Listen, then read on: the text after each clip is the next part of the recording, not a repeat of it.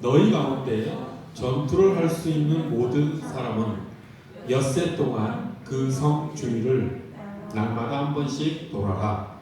제사장 7명을 숫양뿔 나팔 7개를 들고 궤 앞에서 걷게 하여라. 1회째 되는 날에 너희는 제사장들이 나팔을 부는 동안 성을 7번 돌아라. 제사장들이 숫양뿔 나팔을 한 번 길게 불면 백성은 그 나팔 소리를 듣고 모두 큰 함성을 질러라. 그러면 성벽이 무너져 내릴 것이다. 그때 백성은 일제히 진격하여라. 아멘. 온 우주에는 하나님의 법칙이, 하나님의 방법이 산재되어 있습니다. 그러한 하나님의 방법, 하나님의 법칙은 온 우주에 있기 때문에 그것은 우리 그 온 우주 가운데 한 별인 이 지구에도 나타나지요. 이 지구에서도 자연 세계에서도 그 하나님의 법칙은, 하나님의 방법은 나타납니다. 그 방법은, 하나님의 방법은 자연 세계에만 나타나는 것이 아니라 우리들이 사는 사회 가운데에서도 하나님의 법칙은 나타나지요. 또한 그 하나님의 방법과 그 하나님의 법칙은 우리의 삶 가운데도, 우리의 인격 가운데에도, 우리의 신앙 가운데도 그 법칙은 적용이 됐지요. 그런 여러 가지 법칙들 중에서 오늘 본문 말씀은 그 정말 하나님의 신묘한, 그 신비로운 그 하나님의 방법 중에서 한 가지를 가르치고 있습니다. 그 방법은 자연 세계에서도 많이 나타나는 그런 법칙이지요. 오늘 본문 말씀에 나와 있는 우리 신앙의 이 법칙이 자연 세계에도 나타난다는 뜻입니다. 먼저 이 본문 말씀에 이 하나님의 법칙이 자연 세계에는 어떻게 나타나는지 말씀드리도록 하겠습니다. 이 본문 말씀에 이 하나님의 방법, 이 하나님의 법칙은 자연 세계에서 양적 변화의 질적 변화라는 법칙으로 나타납니다. 말이 어려워 보일 수 있겠지만 우리가 매일같이 보는 그런 법칙이지요. 즉 무슨 법칙이냐면 우리가 요리를 할 때 물을 끓여서 하는 요리가 아주 많이 있습니다. 그런데 물은 액체에서 기체로 바뀌기 위해서는 열이, 온도가 100도에 꼭 도달해야 합니다. 99도의 열량으로는 그 액체인 물을 끓게 하지 못하지요. 반드시 100도의 온도가 달해야지만 물은 끓게 되어 있습니다. 즉 온도라고 하는 양적 변화가 1도, 2도, 3도, 4도 계속해서 증가하면서 그것이 결국 100도라고 하는 양이 가득했을 때 그것이 질적 변화, 즉 액체인 물에서 기체인 물로 변화시키는 그런 질적 변화가 나타난다는 것이죠. 이러한 현상은 자연세계에 널리 퍼져 있지요. 비가 오는 현상도 그런 것 아니겠습니까? 물 분자가 구름 속에 하나 둘씩 차기 시작해서 그것이 가득 찼을 때, 그 양이 가득했을 때 그것이 이제 비로 이 땅에 이렇게 내려오게 되는 것이죠. 이처럼 양적 어떤 변화가 질적으로 이렇게 변화되는 그런 모습들은 이렇게 물리법칙, 그다음에 자연세계에서도 아주 많이 나타납니다. 어떤 사람이 아주 황량한 광야에 이렇게 1차 세계대전 때였던 걸로 기억을 하는데 어떤 지역에, 광야 지역을 이렇게 좀 여행을 갔다라고 합니다. 그리고 거기서 얼마 동안 지내게 되는데 자기가 지내는 어떤 그 마을에, 아주 황량한 그 마을의 어떤 할아버지 집에서 숙박을 하면서 쉬게 되었는데 그 할아버지가 되게 어리석은 일을 하고 있는 모습을 그 사람이 보게 되었습니다. 그 할아버지는 도토리 나무 씨앗을 매일같이 그 광야에 나가서 뿌리고 또 묘목을 이렇게 심었는지 그런 일을 했다고 합니다. 그래서 그 사람이 참 어리석다. 저렇게 해가지고 무슨 광야에 의미가 있겠는가 라고 생각을 하고 무시했다라고 합니다. 그리고 그 마을을 떠나서 이제 자기 생활을 하다가 한 10여 년이 흐른 뒤에 다시 그 마을을 방문할 기회가 생겨서 그 마을에 갔더니 그 사람이 너무도 깜짝 놀란 것이죠. 그 지역이 아주 우창한 숲으로 10여 년이 넘는 후에 이 변한 모습을 보고 아주 깜짝 놀랐다고 합니다. 이러한 현상도 양적 변화의 질적 변화의 모습이라고 할 수가 있지요.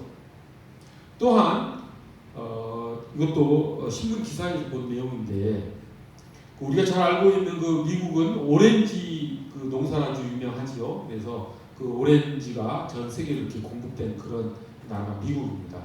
근데 미국은 그 오렌지를 이 주스나 이런 걸로 가공을 할 때 오렌지 껍질이 아주 많이 나오게 되겠죠. 근데 그 오렌지 껍질을 어떤 사람이 그 환경학자였던 걸로 기억을 하는데 그 오렌지 회사에 찾아가서 당신들이 버리게 되는 그 오렌지 껍질을 지금 벌목을 해서 이렇게 황량해진 이 숲에다가 버리십시오 라고 제안을 했다고 합니다. 그래서 그 오렌지 회사가 벌목해서 황량해진 그 벌판에다가 오렌지 껍질을 버리기 시작했다고 해요. 그런데 그렇게 한참을 버리다 보니 그 주변의 마을 사람들이 오렌지 껍질을 왜 여기다 버리냐, 너희가 쓰레기를 그런 데다 버리면 되겠느냐 라고 하는 항의가 들어와서 그걸 중단할 수밖에 없었다고 합니다. 그래서 오렌지 껍질이 그 벌목해서 황량해진 그 벌판에 그냥 버려두고 있었는데 그것도 한 10년이 지나고 난 뒤에 그 오렌지를 버린 그 황량한 나무들이 다 벌목해진 그 황량한 땅이 아주 거름진 토양으로 바뀌고 나서 그것이 또 울창한 숲으로 바뀌게 되었다라고 하는 그런 기사를 또 본 적이 있습니다. 이처럼 자연 세계에는 양적인 어떤 변화가 하나하나 쌓여서 질적인 변화를 이루어내는 모습들이 아주 많이 나타나지요. 그것이 오늘 본문 말씀에 우리 신앙생활에서도 나타나는 모습으로 우리가 알 수가 있는 것이죠. 지금 하나님께서는 여리고성, 그 여리고성을 정복하는데 그 성을 7바퀴 돌라고 말씀하셨죠. 그런데 6바퀴까지 하루에 한 번씩 빙글빙글 돌았을 때 여리고성은 전혀 아무런 변화 없이 그냥 꿈쩍도 없이 그냥 강고히 서 있었습니다. 고고학적 그 발굴에 의하면 그 여리고성은 정말로 외벽과 내벽으로 이루어진 아주 강고한 성이었다고 합니다. 그래서 이 여리고성 사람들은 이스라엘이 자기네 땅으로 집공에 들어왔을 때 자기들이 성문을 닫고 그 성 안에서 방어를 하면은 얼마든지 방어를 하고 이 이스라엘의 침략을 물리칠 수 있다. 그래서 방어할 수 있다라고 생각을 했었겠지요. 그리고 여호수아도 아마 막막했을 것입니다. 그 여리고성을 어떻게 정복할 것인지. 그 땅굴을 팔 수도 없고 또 사다리를 들고 방패를 들고 그 성을 올라가기에는 너무 성이 강고하고 해서 어찌할 바를 모르고 있는데 하나님께서 이렇게 명령을 내리신 것이죠. 근데 하나님께서는 다른 방법이 아니라 그 인간적인 방법이 아니라 전략적 어떤 군사적 방법이 아니라 하나님의 방법으로 이 여리고성을 7바퀴를 돌게 하신 것이죠. 그런데 하나님께서 한 바퀴 돌라고 하신 것도 아니고 2바퀴 돌라고 하신 것도 아니고 7바퀴를 돌고 한 바퀴, 2바퀴, 3바퀴, 4바퀴, 5바퀴, 6바퀴 계속 또 7바퀴 마지막 날은 7번을 돌았죠. 6바퀴까지는 하루에 한 바퀴씩 돌았지만 7째 날은 7바퀴를 돌았습니다. 그렇게 하나님께서는 7바퀴를 도는 동안 그 여리고성에 아무런 변화가 일어나지 않게 하셨다라고 하는 것. 그때 우리가 한번 이스라엘 백성으로 감정이입을 해보면 그들의 마음속에는 어떤 마음이 있었겠습니까? 빙빙글빙글 매일같이 돌아도 그 여리고성은 아무런 변화 없이 그 강고한 성벽은 금도 가지 않고 그저 굳건히 서 있는 모습을 보고 내가 지금 무엇을 하고 있나? 여기는 어디고 나는 무엇을 하고 있나? 라고는 의심과 회의가 들지 않았겠습니까? 근데 하나님께서는 그것을 그 명령을 순종하여 6바퀴, 7바퀴 계속 돌게 하신 그 목적이 무엇인지, 하나님의 의도가 무엇인지 우리가 오늘 서두에 말씀드린 그 양적 변화의 질적 변화라는 측면에서 한번 바라보자고 오늘 말씀을 드리는 것이죠. 6바퀴까지 돌 동안 이스라엘 백성 마음속에는 그 6바퀴를 돌 때까지 하나님을 향한 그 믿음이 차곡차곡 쌓였던 것이죠. 하나님께서는 그 한 바퀴 돌 때마다 여리고성이 조금 무너지고 2바퀴 돌면 조금 더 무너지고 3바퀴 돌면은 3바퀴 돈 만큼 여리고성이 조금 더 무너지게 하지 않았다라고 하는 것이죠. 마치 물이 1도에서 99도까지 온도가 올라갈 때까지는 전혀 끓지 않고 잠잠히 있다가 100도가 되어서야 폭발적으로 물이 끓듯이 하나님께서는 한 바퀴 돌 때, 2바퀴 돌 때, 3바퀴 돌 때는 여리고성이 전혀 꿈쩍도 안 하도록 그저 내버려 두시고 7째 날 7바퀴를 돌고 나서 나팔을 불고 한성을 질렀을 때 여리고성이 한 번에 무너지게 하셨지요. 마치 100도의 온도가 찼을 때 물이 끓는 것처럼 티핑 포인트라고 하지요. 우리가 테이블 위에서 동전을 슬슬 밀어나가면 동전이 테이블가에 도착해서 테이블이 3분의 1, 이렇게 2분의 1 조금씩 밀어지다가 2분의 1을 조금 넣으면 테이블에서 툭 떨어지듯이 하나님께서는 한 바퀴, 2바퀴, 3바퀴 계속해서 돌다가 결국 그 성이 무너지는 그 티핑 포인트까지 이스라엘 백성들이 하나님의 말씀에 순종하도록 만드셨다라고 하는 것이죠. 우리 신앙생활도 이처럼 하나님께서 우리를 그런 양적 변화를 이루는 그 시간을 우리가 보내도록 하신다라고 하는 것을 우리가 이 여리고성 이 사건을 통해서 우리가 알 수가 있는 것이죠. 하나님은 우리 신앙생활이 하나님께서 아무런 신호를 보여주지 않음에도 불구하고 우리가 하나님을 향한 신뢰를, 하나님을 향한 믿음을 잃지 않고 인내를 가지고 신앙생활을 하라고 하시는 때가 우리에게는 항상 있는 것이죠. 그때 하나님의 말씀을 믿고 하나님의 약속을 믿고 인내하면서 하나님께서 새롭게 열어주실 새로운 신앙의 길을 바라보면서 자기에게 주어진 현실에 묵묵히 성실히 자신의 일을 해 나가는 것이 이 여리고성을 한 바퀴, 2바퀴, 3바퀴, 4바퀴, 6바퀴, 7바퀴까지 계속해서 돌아가는 그런 신앙의 모습이라고 저는 믿습니다. 하나님께서는 이처럼 우리가 잠잠히 인내하면서 우리의 신앙생활을 해 나가야 되는 때를 우리에게 기다리시는 그런 하나님의 법칙이 있는 것이죠.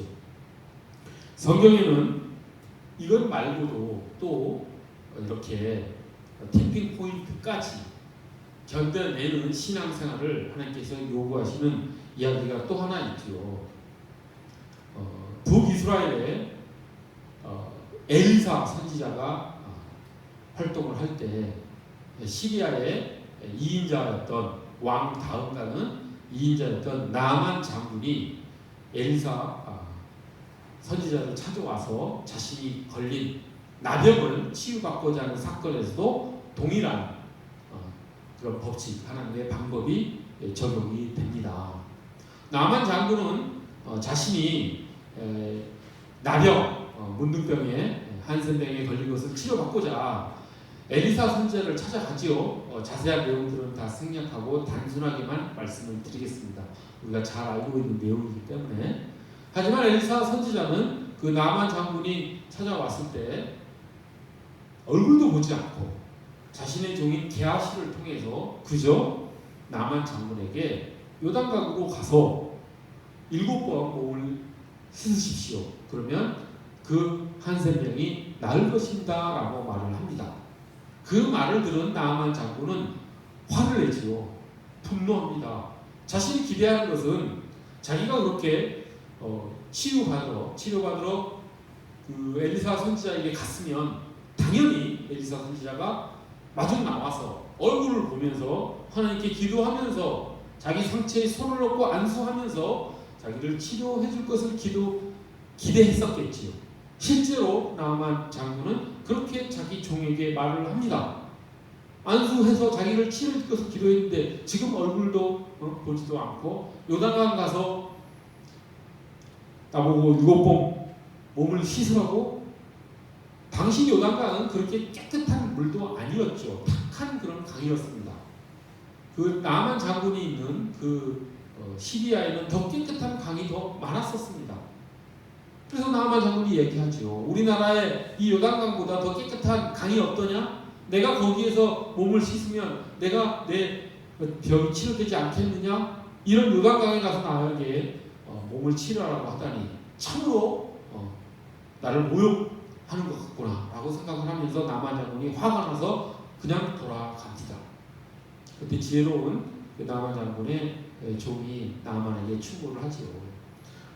장군님, 엘리사 선지자가 더 지금 이 요구보다도 더한 것을 장군님에게 하라 하더라도 장군님이 하시고 나서 나병이 치유되면 얼마나 좋겠습니까? 요단강 가서 7번 몸을 씻는 것이 뭐 그리 어려운 일이겠습니까? 라고 그렇게 지금 충고를 해서 나아만 장군이 그때 큰 깨달음을 얻고 요단강으로 가서 7번 몸을 씻지요.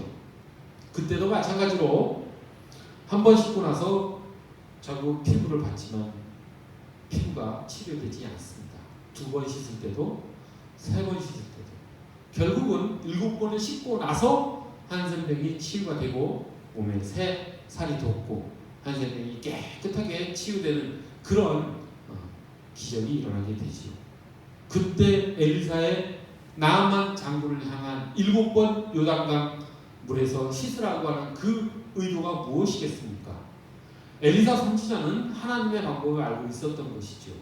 그리고 엘리사 선지자는 나아만 장군이 그러한 하나님을 향한 믿음을 그 7번 씻는 과정 속에서 성장시키기를 바랐던 것이고, 나아만 장군은 그런 현실은 전혀 말이 될 것 같지 않은 그런 현실을 눈앞에 보고서도 그 현실에 좌우되지 않고 오직 하나님의 말씀, 하나님의 약속을 믿음으로 바라보고 그 일을 행함으로써 6번까지는 자기의 한센병이 전혀 치료가 되지 않음에도 불구하고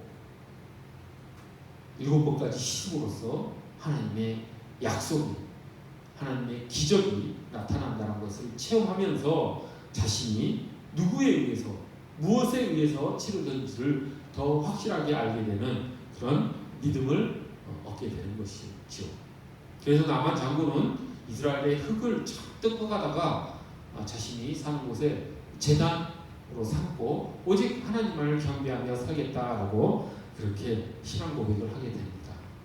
이처럼 하나님께서는 성경에서도 또 우리의 현실에서도 또 자연세계에서도 우리가 현실 가운데 전혀 하나님의 어떠한 신호가 보이지 않는다 하더라도 그것에 주눅들지 아니하고 현실이 아무리 보인다 할지라도 오직 하나님을 바라보면서 묵묵히 인내하면서 하나님께서 지금 내게 주신 그 일에 최선을 다하며 성실히 살아가는 그런 삶을 우리에게 요구하신다고 하는 거예요. 그리고 그 끝에는 하나님께서 티핑포인트까지 찬 우리의 그 신앙을 보시고 믿음을 보시고 또 새로운 길을 활짝 열어가시는 그런 기적을 베풀어 주신다라고 하는 것을 우리가 신앙생활을 하면서 체험했으면 좋겠습니다. 하나님께서 이렇게 믿음이 우리의 삶 가운데 조금씩 쌓여가는 그 모습을 하나님께서는 바라보신다라고 하는 것을 우리가 잊지 않았으면 좋겠습니다. 우리가 살아가면서 믿음 생활하면서 하나님께서 지금 내게 함께 하시는 건가? 지금 하나님께서 내게 어떤 뜻을 가지고 나와 함께 동행하시는가라고 하는 생각이 들지 않을 때가 많이 있습니다. 이스라엘 백성들이 여리고성을 6바퀴 돌 때까지 아무런 낌새가, 아무런 여리고성에 무너질 기미가 보이지 않은 것처럼 우리 신앙생활도 그럴 때가 너무 많습니다. 그때 우리가 생각해야 될 것은 현실을 바라보지 아니하고 하나님을 바라보는 믿음의 눈이 필요한 것이지요. 하나님께서는 그것을 우리에게 원하십니다. 하나님께서 만약에 여리고성을 그 이스라엘 백성들이 빙글빙글 돌 때 한 바퀴 돌면은 여리고성 벽돌 하나가 무너지고, 2바퀴 돌면 여리고성의 벽돌 2개가 무너지는 식으로 현실의 긍정적인 모습을 이스라엘 백성에게 보여줬더라면 이스라엘 백성들은 아마 더 신이 났겠지요. 한 바퀴 돌고 났더니 이스라엘 여리고성이 조금 부서지는 모습을 보고 얼마나 신이 나겠습니까? 아, 하나님의 약속이 이루어지는구나. 우리가 하나님의 말씀에 따랐더니 이처럼 현실이 효과를 보고 나아가는구나 라고 하면서 더 신이 나서 아마 여리고성은 돌았을 것입니다. 그런데 하나님께서는 그렇게 하지 않으셨죠.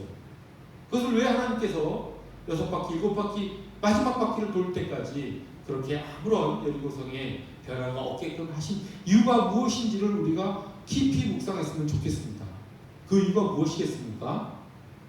만약에 한 바퀴 돌았을 때 여리고성이 조금 무너지고 2바퀴 돌았을 때 조금 더 많이 무너지고 하는 그런 하나님이 준비를 하셨다면 그 이스라엘 백성들은 하나님을 바라보는 것이 아니라 그 여리고성이 무너지는 상황을 바라보고 자신의 믿음을 정해나가는, 자신들의 행동을 해나가는 그런 삶을 살아야 되겠지요.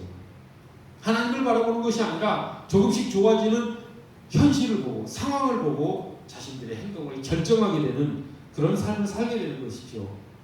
하나님께서는 그것을 원하시는 것이 아니고 현실이 아무리 하나님이 말씀하시는 방향과는 다른 방향의 모습을 보인다 할지라도 내가 기도한 것이 전혀 응답될 기미가 전혀 보이지 않는다 할지라도 하나님과 약속하고 내가 계획한 어떤 무엇이 전혀 성취될 기미가 전혀 보이지 않는다 하더라도 하나님께서는 우리가 성실히 현재의 상황에서 묵묵히 주어진 일에 최선을 다하는 삶을 살아가기를 하나님께서는 원하신다라고 하는 것입니다.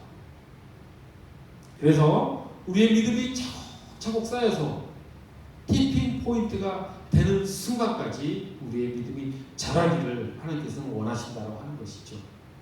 저는 이것이 진정한 믿음이라고 믿습니다. 그런 인내와 그런 열정을 갖지 않은 믿음은 가짜 믿음인 것이죠. 우리는 예수님의 사역을 통해서 진정한 믿음이 무엇인지 우리는 또 잘 알 수가 있습니다. 예수님께서 십자가를 걸어가실 때를 우리가 깊이 묵상해 봤으면 좋겠습니다. 예수님은 십자가 위에서 엘리 라마 사박단이라고 하는 그런 절규를 할 정도로 하나님과의 단절을 겪었습니다.